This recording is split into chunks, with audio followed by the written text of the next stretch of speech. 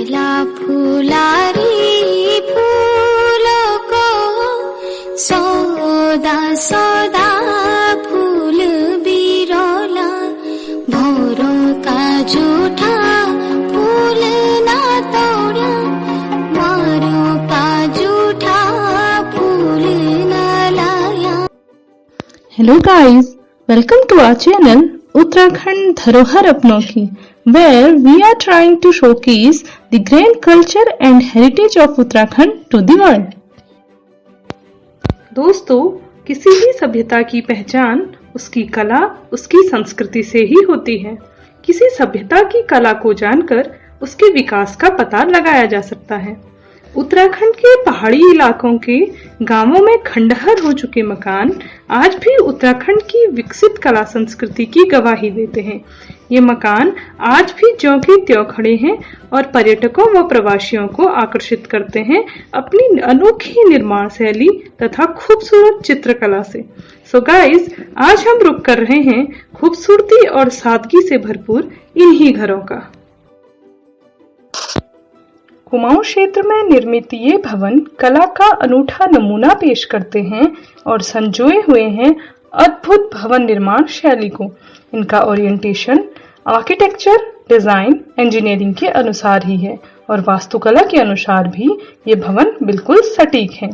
ये विशेषतया पत्थरों व लकड़ी से मिलकर बने होते हैं, क्योंकि पत्थर और लकड़ी यहाँ स्थानीय रूप में इजीली अवेलेबल है। ये भवन मुख्य रूप से 2 मंजिले अथवा 3 मंजिले ही बनाए जाते थे। 1 मंजिले भवन कम ही देखने को मिलते हैं। इन भवनों की दीवारें पत्थरों की बनी होती हैं तथा चिनाई में बॉन्ड के लिए मसाले के रूप में मिट्टी का प्रयोग किया गया है। इनकी दीवारों की मोटाई सामान्यतः अधिक रखी जाती थी। पत्थरों की बनी होने के कारण दीवारों की मोटाई अधिक हो जाती थी।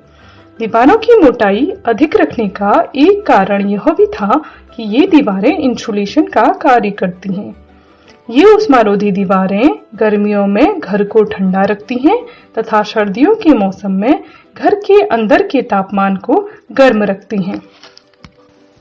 इन भवनों में दरवाजों व खिड़कियों का आकार छोटा रखा जाता था तथा इनके चौखट पर खूबसूरत नक्काशी की जाती थी, जो उस काल के शिल्पकारों की उत्कृष्ट कला का प्रतीक है। मुख्य द्वार के ऊपर एक पाइप में होल छोड़ दिया जाता था, जो चिड़िया के घर बनाने के लिए रखा जाता था। प्राचीन काल में लोग मनुष्य के साथ साथ पशुओं का भी ध्यान रखते थे। ये एक पहल थी सामंजस्य बिठाने की प्रकृति और मनुष्य में। दरवाजे के ऊपर गणेश जी की मूर्ति बनाई जाती थी। गणेश जी की प्रतिमा सुख और समृद्धि की प्रतीक मानी जाती है। इन भवनों में फर्श सामान्यतः मिट्टी के बने होते थे। दूसरे मंजिल के फर्श में नीचे से लकड़ी बिछाई जाती थी तथा उसके ऊपर मिट्टी डाली जाती थी तथा फिर ऊपर से मिट्टी और गोबर से लिपाई की जाती थी। तीसरी मंजिल की फर्श पर केवल लकड़ी बिछाई जाती थी। यह मंजिल केवल सामान रखने के लिए ही प्रयोग किया जाता था। एक कोने पर मंदिर बना लिया जाता था। इन घरों में मुख्य द्वार बीच में होता है। इससे दूसरे मंजिल में प्रवेश किया जाता है। सीढ़ियां घर के बीचों बीच बनी होती है। सीढ़ियां भी पत्थरों तथा मिट्टी की ही बनी होती हैं। ग्राउंड फ्लोर पर जाने का रास्ता सीढ़ियों के एक ओर अथवा दोनों ओर से होता है। मुख्य द्वार से प्रवेश करने पर दूसरे मंजिल में पहुंचा जाता है। इस स्थान को चाक कहते हैं। ग्राउंड फ्लोर को गोट कहते हैं। कई घरों में इसका प्रयोग पशुओं को रखने के लिए भी किया जाता है। इन घरों की छतें ढालदार बनाई जाती हैं। वर्षा के पानी के निकलने के लिए तथा स्नोफॉल के समय बर्फ को जमने से रोकने के लिए इन छतों को ढालदार बनाया जाता है। ये छतें भी पत्थर और लकड़ी की ही बनी होती हैं। छत बनाने के लिए निचले भाग में लकड़ी बिछाई जाती है, जिसे स्थानीय भाषा में दादर कहते हैं। उसके ऊपर मिट्टी डालकर उसे कूटा जाता है तथा फिर ऊपर से स्लेट पत्थर बिछा दिया जाता है। छत का स्लोप दोनों ओर बराबर रखा जाता है। तथा मध्य में पत्थरों का चट्टा रखा जाता है जिसे धुरी कहते हैं। घरों में प्रयुक्त होने वाली लकड़ी चीड़, साल या देवदार होते हैं। प्राचीन काल में ऐसा माना जाता था कि घर में देवदार की लकड़ी प्रयोग करने पर टीवी नहीं होती है। हर घर के सामने आंगन होता है जिसे पटान कहते हैं। इसमें स्लेट पत्थर बिछा रहता है।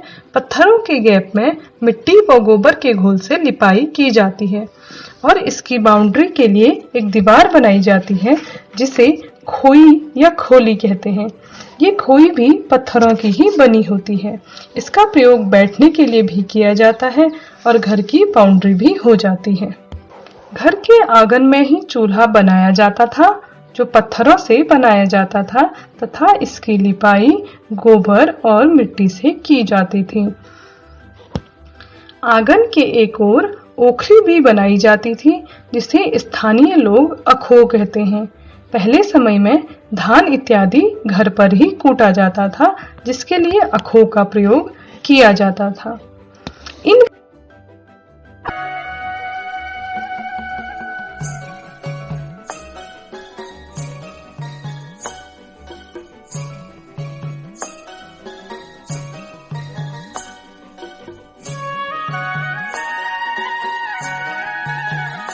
मुख्य विशेषता यह है कि ये अर्थक्वेक रेजिस्टेंस होते हैं, इकोनॉमिकली सस्ते भी होते हैं, ऊष्मारोधी होते हैं और इनका ओरिएंटेशन कमाल का है।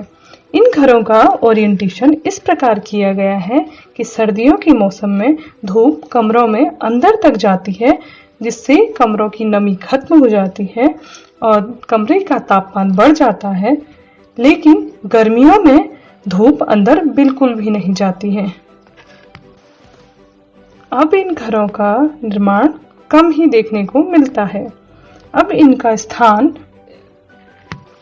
ईंट व सीमेंट से निर्मित घरों ने ले लिया है। अब छतें भी फ्लैट बनने लगी हैं और मॉडर्न टेक्निक से बनने लगी हैं।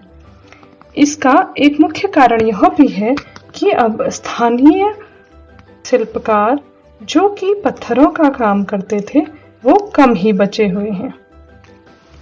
आपने उत्तराखंड की भवन निर्माण शैली के बारे में जाना। कैसा लगा आपको ये वीडियो हमें कमेंट सेक्शन में जरूर बताएं। Like if you like the video, share this video and subscribe the channel and don't forget to hit the bell icon. Thank you.